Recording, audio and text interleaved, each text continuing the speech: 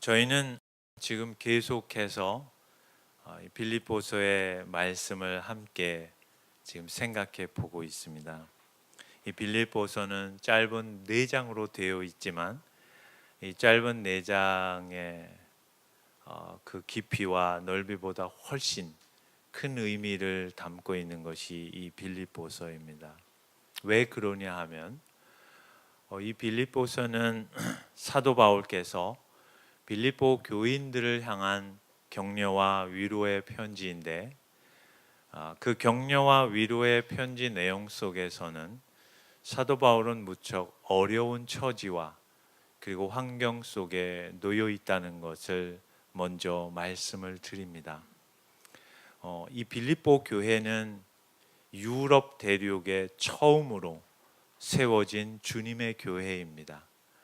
유럽 대륙의 그 드넓은 곳곳에 복음이 편만하게 전파되어 하나님의 영광과 그리스도의 이름이 높임을 받아야 마땅함에 불구하고 이제 그 놀라운 역사가 펼쳐져야 할 그 즈음에 그 빌립보 교회를 설립하신 사도 바울은 어이없게도 감옥에 갇혀 있는 처지가 되었다는 것입니다.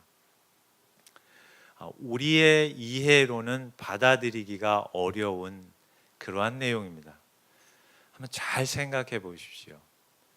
하나님께서 얼마든지 그 복음의 능력 그리고 복음의 위대함을 마음껏 펼칠 수 있는 절호의 기회와 그러한 계기가 있음에 불구하고 영적 지도자인 사도 바울을 로마의 감옥 속에 갇히게 하셔서 이러지도 저러지도 못하는 꼼짝할 수 없는 상황에 놓여지게 되었다는 것이 이 빌립보서의 배경입니다. 그 가운데에서 로마의 감옥에서 당황하고 혼란스러워하는 빌립보 성도들을 향한 사도 바울의 편지의 내용이 오늘 본문의 말씀인 것입니다.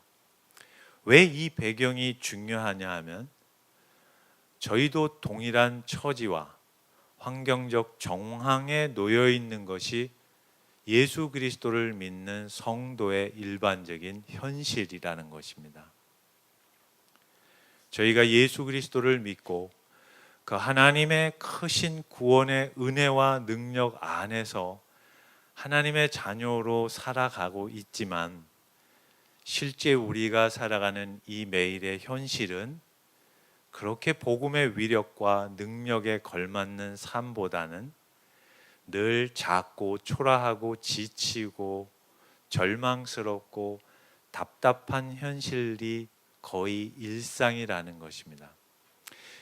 이 동일한 현실의 정황에서 사도 바울이 빌립보 성도들에게 써서 보내주신 이 빌립보서를 온전하게 그 하나님의 크신 뜻과 그분의 거룩하신 섭리와 경륜의 의미 속에서 우리의 정황을 깨닫지 못한다면 저희는 무척 난감한 현실에서 신앙인으로 살 수밖에 없습니다.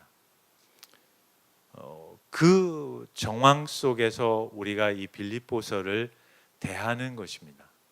과연 빌립보서를 통한 그 말씀 속에서 오늘을 살아가는 우리들에게 하나님께서는 무엇을 기대하고 바라시고 원하고 계시는가? 사도 바울은 내일을 기약할 수 없는 처지에 있습니다.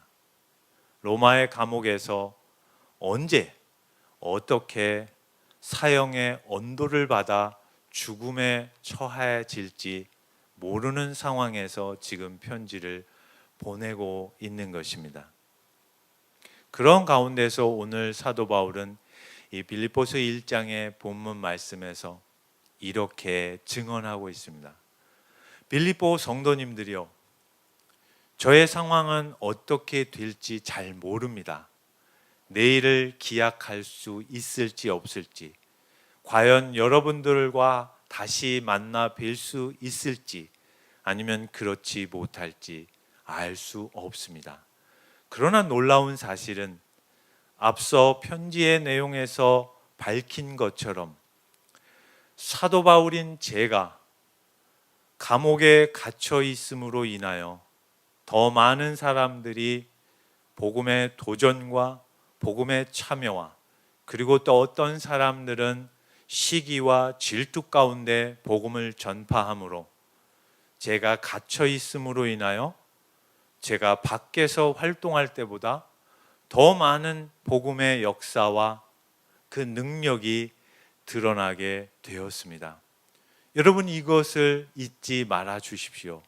왜 그러냐 하면 이 복음의 능력과 역사는 저 한 사람이 감옥에 갇혔다고 한들 전혀 방해받지 않을 뿐더러, 제가 여러분의 얼굴을 직접 대면하지 못한다고 하여 여러분들에게 극심한 문제와 피해와 고통을 당하는 일이 없다라는 것입니다. 오히려 그 상황 가운데에서 하나님의 복음은 더 놀랍게 역사하고 있다는 것입니다. 그 이야기가 빌립보서 1장에 쓰여진 편지의 내용입니다. 그러면서 오늘 이어서 사도 바울은 여러분의 그 기도 가운데, 또 성령님의 도우심 가운데, 저는 비록 감옥에 있지만, 꼼짝할 수 없는 그러한 처지에 놓여 있지만, 바보가 되어 있지만, 무기력한 처지에 이렇게 하루하루를 보내고 있지만, 저 안에서 하나님의 구원의 역사는 날로 한 뼘, 두 뼘 자라가면서 저를 향한 하나님의 구원의 역사, 그리고 난감해하는 여러분들의 그 상황 속에서 하나님의 손길은 더 커져가고 있습니다. 그 내용이 19절입니다. 이것이 너희의 간구와 예수 그리스도의 성령의 도우심으로 나를 구원에 이르게 하는 줄 아는 거로 나의 간절한 기대와 소망을 따라 아무 일에든지 부끄러워하지 아니하고 지금도 전과 같이 온전히 담대하여 살든지 죽든지 내 몸에서 그리스도가 존귀하게 되게 하려 하는 것입니다. 이 표현은 사도 바울이 어떤 결의를 다짐하는 그러한 표현이 아닙니다. 저는 이제 상관없습니다. 저는 죽으나 살으나 전혀 문제가 되지 않습니다. 그런 고백이 아닙니다. 상황은 어렵습니다. 두려움이 있습니다. 인간적인 공포도 느낄 것입니다. 그러나 그런 저 자신의 처지를 보면 참담함이 저를 삼키고 있지만, 빌립보 성도 여러분, 한번 생각해 보십시오. 제가 갇혀 있다고 해서 손해가 된 게 어떤 것이 있습니까? 제가 이렇게 감옥에서 꽁꽁 묶여 있다고 해서 여러분의 교회에 무엇이 문제가 되었습니까? 물론 현실적인 어려움은 있을 것입니다. 답답함은 있을 것입니다. 때로는 절망스러움도 있을 것입니다. 그러나 그 가운데에서 우리의 무능력과 우리의 절망과 우리의 실패와 우리의 좌절과 우리의 분노 속에서도 하나님의 복음은 놀랍게도 역사하고 있습니다. 그래서 저는 살아도 죽어도 그리스도께서 존귀하게 되는 것을 알고 믿기 때문에 비록 현실은 고통스럽지만 저는 담대하게 이 고통스러운 길을 걸어가겠습니다. 여러분도 저와 함께 같이 가시지 않겠습니까? 이 고백입니다. 여러분, 이 고백이 납득이 안 되면 우리가 사는 현실 속에서 단 하루도 신앙인으로서 그리스도의 그 삶을 풍성하게 경험할 수가 없는 것이 우리의 현실입니다. 여러분, 세상은 우리에게 어떻게 가르칩니까? 저희가 어머니의 뱃속에 있을 때부터 세뇌당하는 것, 태교를 하는 어머니들조차 너는 낳아서 큰 인물이 되어야 하느니라, 열심히 공부하지 않으면 어떻게 되는지 너는 잘 보아야 한다, 이렇게 가르치고 있는 것이 세상의 가르침입니다. 이렇게 노력 안 하면 너의 결과는 정말 참담하게 되는 것 알지 않느냐. 날마다 세상은 저희에게 그렇게 두려움과 공포와 유혹으로 찾아옵니다.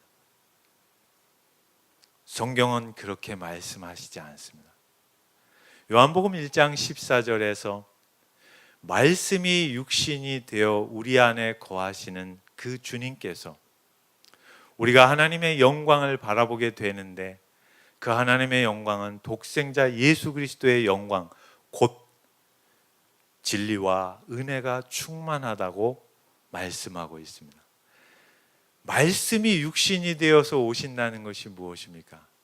세상의 이 다스림의 법칙, 그 규범과 규칙, 그것을 깨트리시고 주님께서는 못난 자에게, 무능한 자에게, 실패한 자에게, 절망한 자에게, 아무것도 갖고 있지 않은 자에게 찾아오셔서 자신의 생명을 다 내어주셔서 그에게 의의 옷을 입히시고 구원의 투구와 구원의 신발을 신기시고 하나님의 거룩한 자녀로 살아가는 새로운 신분의 역전을 우리에게 허락해 주신다는 것입니다.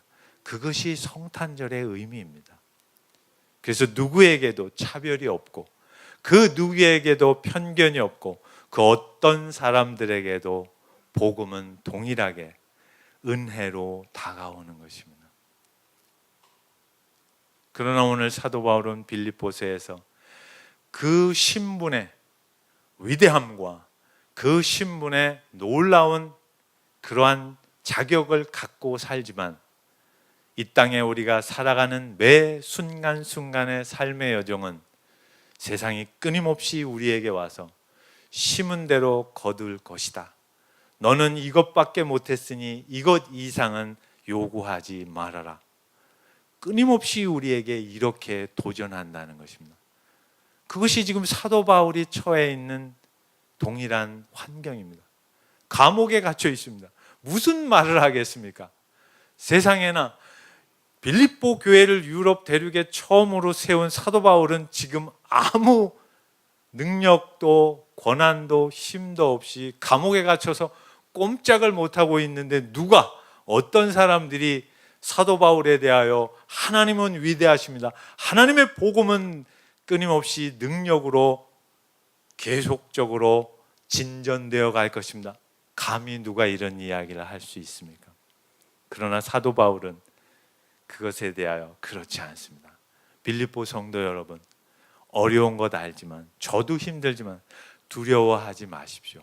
우리가 어떻게 하나님의 자녀가 되었습니까? 우리 안에 우리의 빌립보 공동체를 어떻게 하나님께서 지금 세워가시고 역사하고 계십니까? 두려워하지 마십시오. 걱정하지 마십시오. 저는 죽어도 괜찮습니다. 그러나 저는 죽지 않을 것입니다. 왜요? 저는 여러분들과 같이 제가 당하는 이 고통스러운 현실, 여러분이 만나는 그 참담한 매일의 시간 속에서 우리 하나님이 어떻게 일하시고 역사하시고 우리를 끝까지 세워가시는가를 우리 함께 같이 보며 가시지 않겠습니까? 그 고백을 지금 그리스도의 심장을 가진 그 사도 바울의 증언 속에서 편지로 나타나고 있는 것입니다. 여러분, 교회가 어떤 곳입니까? 돌봄교회가 무엇입니까? 이 교회는 아무도 알아주지 않습니다. 위례 지역에 돌봄교회가 있는지 거의 모릅니다. 괜찮습니다. 세상은 그리스도를 죽인 곳입니다. 세상은 하나님을 거절한 곳입니다. 교회의 존재 자체도 세상에서는 의미가 없습니다. 그러나 이 교회를 통하여 오늘 사도 바울의 고백처럼 주님은 그렇게 역사하시고 이 돌봄교회 성도들을 통하여 그 놀라운 하나님의 구원의 능력과 복음의 위대함을 나타내시겠다는 것입니다. 여러분, 교회는 역사 가운데에서 그 어떤 거대 제국의 흥망에도 사그러지는 것 같지만 지금까지 존속되고 그 생명력을 지켜나가는 곳입니다. 여러분의 신앙생활에서 이 복음의 능력과 위대함을 삶 속에서 붙잡고 견디지 못한다면 우리는 매일매일의 신앙생활을 세상의 그 통치 원리 앞에 그 문제를 해결해 주는 하나님의 선제적 필요하심 외에는 우리는 예수 그리스도와 함께 한다는 것이 무엇인지 모를 것입니다. 여러분, 눈물이 날 때 눈물을 흘리십시오. 절망스러울 때 탄식하십시오. 고통스러울 때 아파하십시오. 그럼에도 불구하고 지금 이 절망스러운 이 순간 이 자리에 예수 그리스도께서 말씀이 육신이 되어 나와 함께 하시고 우리 안에 거하고 계시다는 것을 잊지 마십시오. 그것이 십자가입니다. 십자가는 그 죽어가는 모든 생명에게 새로운 생명으로 예수 그리스도께서 자신의 생명을 내어주시고 새로운 생명을 허락하신 은혜의 방편인 것입니다. 그 은혜가 우리 안에 있다면 눈물과 절망과 좌절 속에서도 우리는 어떻게 예수 그리스도와 함께 하는지를 알 것입니다. 여러분 어떠십니까? 우리 돌봄교회 가족들 그렇게 한번 같이 가보시지 않겠습니까? 돌봄교회는 기본 연령이 다 30대입니다. 그리고 지금 출산율이 떨어지고 있는데 돌봄교회는 계속적으로 출산이 은혜 가운데 허락되어지고 있습니다. 여러분, 그 생명의 역사가 그저 우리가 한 자녀를 낳아서 키우는 것으로 멈추는 것이 아니라 우리 안에 그 생명이 나아서 자라가듯 오늘 사도 바울의 고백처럼 나는 육신적으로는 죽는 것이 나으나 저는 그렇게 하지 않을 것입니다. 저는 죽으면 그 하나님의 영원의 세계 속으로 들어갈 수 있지만 저는 여러분과 같이 이 지긋지긋한 고통스러운 현실에 남아 여러분과 함께 우리 안에서 일하시는 주님의 역사를 목도하며 여러분과 이 고통스러운 길을 함께 걷겠습니다. 그것이 교회입니다. 교회 내에서의 신앙 고백이 바로 그것입니다. 현욱 형제님 동의되십니까? 윤정자매님 지금 출산이 임박했는데 괜찮습니까? 괜찮습니까? 다행이십니다. 그것이 오늘의 말씀이 주는 의미입니다. 저희가 다음 주일 성탄절에 이제 밴드의 광고가 올라가듯이 이제 작은 물건들을 집에서 안 쓰시는데 좋은데 안 쓰시는 것들이 있을 겁니다. 가져오십시오. 그것을 왜 가져오냐면 이제 저희는 아주 작은 날개짓이지만 그것을 통하여 모아진 물질을 이제 선교 기관과 연결해서 복음 사역의 이제 첫 출발을 저희가 할 것입니다. 그래서 그 선교 기관과 계속적으로 연결을 하여 이제 그곳에서 파송된 선교사님 우리가 기도로 돕고 또 성탄이 가까우면 편지도 써서 보내고 물질을 나누고 이럴 것입니다. 아무도 그거 알지 않습니다. 그러나 그 작은 몸짓과 그 움직임이 하나님 나라의 확장과 이 복음의 위대한 편망과 예수 그리스도의 그 찬송과 영광이 증언되어지는 것입니다. 여러분 다음 주에 미리 물건을 살펴보시고 안 쓰시는데 괜찮은 것들 모아 많이 가져오십시오. 그래서 이제 선교 기관과 연결할 것입니다.